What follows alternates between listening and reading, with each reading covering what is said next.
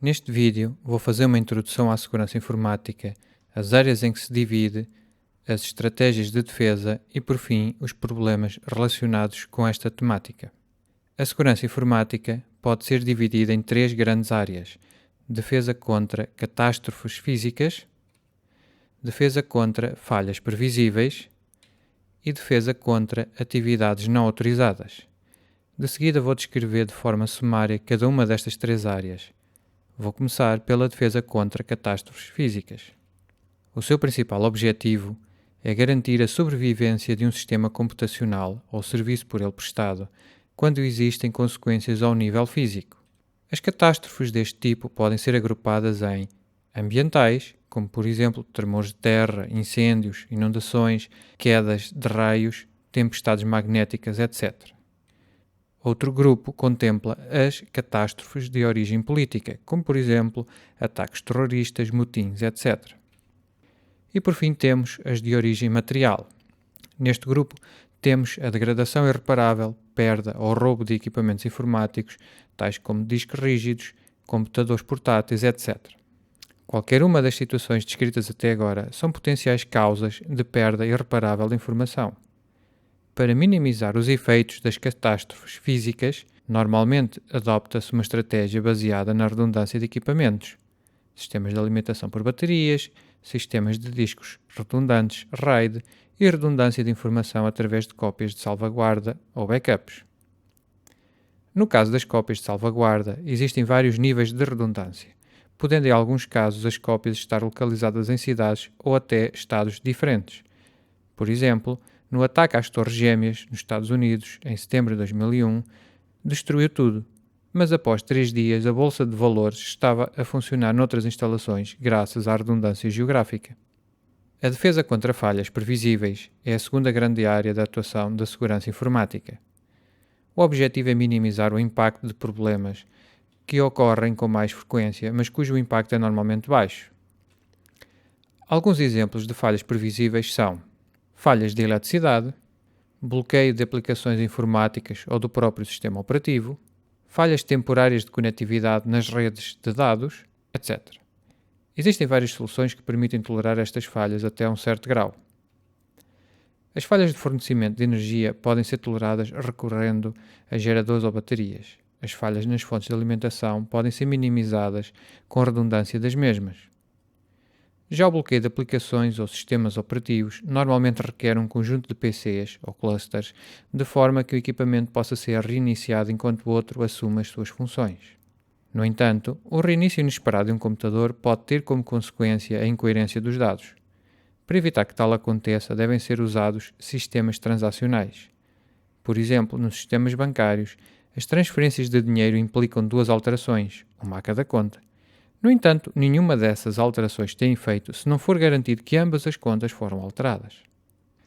Outra situação comum são as falhas de rede, cuja estratégia de defesa passa pela retransmissão de dados, ou seja, o sistema tem capacidade de detectar a falta de dados e pedir a sua retransmissão para tentar garantir a integridade dos mesmos, como acontece com o protocolo de transporte TCP.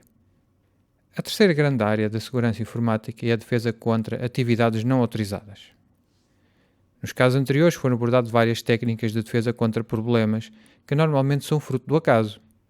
Esses acontecimentos, fortuitos, são normalmente previsíveis, embora não seja possível saber o momento exato em que ocorrem nem com que gravidade. A defesa contra atividades não autorizadas representa um problema de natureza diferente. Neste caso, um desastre não é fruto do acaso, mas de atividades deliberadas que visam a corrupção ou subversão dos sistemas informáticos. Esta é a área que normalmente as pessoas se referem quando se fala em segurança informática. Das 3 áreas referidas, esta é a mais complexa e exigente. A maioria das atividades não autorizadas são possíveis porque os sistemas informáticos apresentam uma ou mais vulnerabilidades. Esta é uma característica do sistema informático que o torna sensível a certos ataques. Um ataque é um conjunto de passos executados no âmbito da exploração de vulnerabilidades que visa realizar uma ação ilícita e, desta forma, comprometer a segurança da informação de uma organização. Um risco ou ameaça é o dano que pode resultar de uma execução bem-sucedida de um ataque. Por fim, A defesa contra atividades ilícitas pode ser conseguida através de um conjunto de políticas e mecanismos implementados para diminuir as vulnerabilidades do sistema, detectar ataques passados ou contrariar e anular ataques atuais, minimizar os danos decorrentes de ataques bem-sucedidos. Uma defesa completa deverá contemplar as 3 vertentes referidas e não apenas algumas delas. Devemos também assumir sempre que, no pior dos casos, os ataques têm sempre sucesso e por isso é fundamental ter um plano de contingência para minimizar os danos decorrentes desses ataques e, dessa forma, recuperar bens e serviços que possam ter sido afetados. Além disso, devemos usar ferramentas que nos auxiliem na manutenção e vigilância contínua da segurança dos sistemas informáticos. As atividades não autorizadas ou ilícitas podem ser divididas em 3 categorias: acesso à informação, alteração da informação e utilização abusiva de recursos computacionais. Na categoria de acesso à informação estão todos os tipos de acesso à informação que não foi tornada pública de forma explícita, independentemente do local de armazenamento ou da rede por onde circula a informação. Por exemplo, se a informação circula por redes públicas, esse facto por si só não faz dela informação pública. As atividades ilícitas deste tipo são habitualmente muito difíceis de detectar de forma objetiva, porque podem ocorrer sem deixar rastro. Na categoria alteração da informação, incluem-se todas as atividades que modificam, acrescentam ou apagam informação de terceiros sem autorização, independentemente do local de armazenamento ou da rede por onde circula a informação. Neste caso, é relativamente fácil detectar a atividade ilícita, ou pelo menos as suas consequências. Os recursos computacionais podem ser de diversos tipos: tempo de processamento, memória, RAM, discos rígidos, etc., tempo e material de impressão, ocupação das redes de dados, etc. A utilização abusiva destes recursos pode ter como consequência direta a sua indisponibilidade para os utilizadores legítimos. Na utilização abusiva dos recursos computacionais, podemos ainda identificar 2 subcategorias. O primeiro designado impedimento de prestação de serviço, ou negação de serviço, e é um caso extremo do uso abusivo de recursos computacionais. Aqui encontram-se todas as atividades ilícitas que têm como principal objetivo tornar os recursos computacionais afetados indisponíveis a terceiros. Isto sem que o atacante tenha qualquer usufruto direto dessa atividade. A segunda subcategoria é o vandalismo. Este também é um caso extremo de uso abusivo dos recursos computacionais, mas distingue-se do anterior porque o atacante não tem qualquer tipo de benefício, nem mesmo indireto. Habitualmente as pessoas que realizam atividades não autorizadas, também designadas por atacantes, têm uma ou mais motivações. O exemplo mais comum é o proveito financeiro próprio, onde o atacante rouba informação para vender, credenciais de acesso a contas bancárias ou número de cartões de crédito.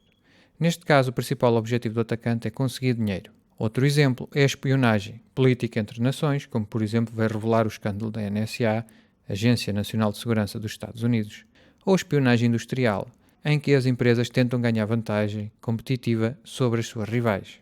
A vingança também é uma motivação comum, onde, por exemplo, um empregado insatisfeito com a sua remuneração ou por ter sido despedido, usa o acesso privilegiado dentro da instituição para a sabotar. O desafio de testar os seus conhecimentos de informática e inteligência é a motivação de algumas pessoas que as leva a fazer ataques. Na gíria informática, estes atacantes são normalmente designados por hackers. Depois existem os atacantes que procuram mostrar ao mundo o que conseguiram fazer. Neste caso, o principal objetivo é obter visibilidade e consequente reconhecimento. Exemplos disso são os ataques de modificação das páginas de sítios web de instituições bem conhecidas, como o FBI, a NASA ou um site governamental, etc. Recentemente tem-se assistido a um aumento de ataques motivados por questões de militância. Nestes casos, o objetivo principal é chamar a atenção da opinião pública para um determinado assunto, como por exemplo questões ambientais, protestos em defesa da privacidade ou até mesmo contra alguns governos ou regimes. Um dos casos mais mediáticos foram os vários ataques de negação de serviço realizados por vários grupos de atacantes contra as empresas que bloquearam o sítio web da Wikileaks ou impediram que esta recebesse donativos. Esta nova forma de protesto também é designada por hacktivismo, uma junção entre hack e ativismo, e que tem por base a convicção que terá efeitos similares aos do ativismo comum ou manifestações civis. A publicidade nos meios eletrónicos tem aumentado de forma significativa, existindo inclusivamente plataformas de publicidade internacionais, como é o caso do Google AdWords ou do Facebook Ads. No entanto, esta publicidade tem custos diretos para os anunciantes. Para fugir a estes custos, algumas pessoas dedicam-se à recolha, não autorizada e por meios ilícitos, de endereços de correio eletrónico para depois os inundar com publicidade indesejada, ou spam. Cada vez mais pessoas e organizações dependem dos sistemas informáticos ligados via internet. Por isso, a segurança da informação e dos sistemas que a armazenam e disponibilizam é cada vez mais crítica. No entanto, à medida que os sistemas evoluem, a sua complexidade aumenta, assim como a complexidade relacionada com a sua segurança. Essa complexidade deve-se a problemas técnicos, nomeadamente à grande variedade de arquiteturas de hardware, sistemas operativos e suas versões, protocolos aplicacionais, etc. A complexidade deve-se também a problemas sociais, porque a maioria dos utilizadores domésticos e pequenas empresas não têm noção dos problemas de segurança a que estão sujeitos, nem como lidar com eles. Como consequência destes problemas, temos cada vez mais sistemas com configurações de segurança deficientes. Isto torna-os alvos fáceis quando são ligados à internet. O SANS Institute, organismo que fomenta a educação e a investigação relacionada com a segurança informática, realiza relatórios com o tempo médio de sobrevivência de um computador ligado à internet até ser infectado. O valor médio é de apenas 4 minutos. Isto levanta sérios problemas de gestão de segurança. Quanto tempo demora um computador a descarregar e aplicar as atualizações críticas? Habitualmente mais do que o tempo médio de sobrevivência mostrado neste estudo. Infelizmente, não existem sistemas informáticos 100% seguros. Existem sempre vulnerabilidades, conhecidas ou não. Existem sempre pessoas ou organizações dispostas a efetuar ataques. E existem os danos decorrentes desses mesmos ataques. A questão que se põe é: até que ponto se deve investir em segurança, de forma que o custo compense os benefícios? A segurança efetiva tende a ser dispendiosa e é muito difícil avaliar o retorno do investimento. É dispendiosa porque requer bons técnicos especializados e a sua formação contínua. Em ambientes de alto desempenho ou carga, requer equipamentos caros. A internet funciona 24 horas por dia, 365 dias por ano. Logo, os ataques podem ser lançados em qualquer dia e a qualquer hora, o que obriga a monitorização contínua ou mesmo ter equipas técnicas de prevenção 24 horas por dia. Além disso, o retorno do investimento é calculado em termos de custos que existiriam se os ataques evitados tivessem sucesso. Por isso não é fácil avaliar os danos e os prejuízos inerentes que não chegaram a acontecer. Assim, é necessário avaliar bem quais os riscos reais e quais os prejuízos inerentes de modo a dimensionar corretamente a segurança a implementar. É preciso ter em conta que a segurança serve para limitar ações, para impor barreiras, para vigiar ações, o que pode criar atritos entre os administradores de segurança e as pessoas que têm de usar os sistemas informáticos. Além disso, existe sempre um compromisso entre o nível de segurança desejado e a quantidade de funcionalidades disponíveis. Quanto maior for o nível de segurança, menores são as funcionalidades disponíveis. Mais, a vigilância de ações pode pôr em causa a privacidade das pessoas. Por isso, se a política e mecanismos de segurança implementados não forem bem aceitos pelas pessoas visadas, elas irão subvertê-las e, neste caso, a implementação da segurança terá o efeito inverso ao desejado. Esta apresentação foi baseada no primeiro capítulo do livro de André Zucchet, intitulado Segurança em Redes Informáticas. Recomendo a sua leitura a todos os que desejam aprofundar os seus conhecimentos nesta área. Se acharam este vídeo útil, não se esqueçam de carregar no botão Gostei ou Gosto. Obrigado pela vossa atenção.